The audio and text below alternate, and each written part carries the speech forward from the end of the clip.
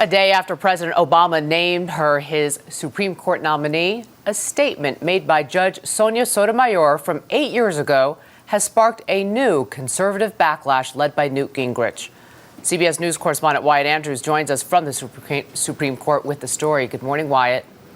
Good morning, Julie. You know, while the administration is trying to position Judge Sotomayor as a moderate, conservatives are trying to paint her as a liberal activist and are focusing on the speech she gave in California almost 8 years ago.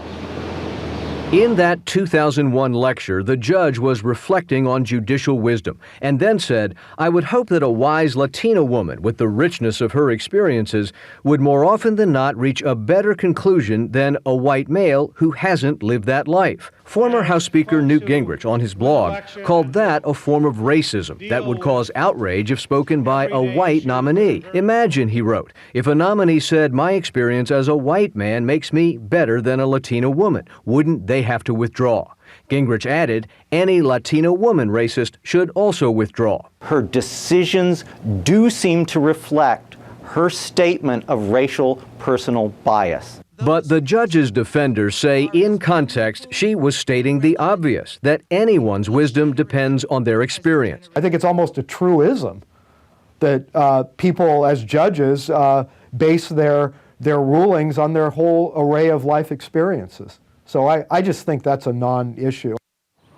Republicans, meanwhile, are trying to calculate just how tough they want to be on Sotomayor, given her popularity with Hispanics. But in her upcoming confirmation hearings, this wise Latina woman comment will be among the first things she has to explain. Julie? Wyatt, let me ask you about this. There's some concern that President Obama did not discuss the abortion issue with Judge Sotomayor, and not much is known on how she stands on that issue. Is that going to pose a problem for her nomination?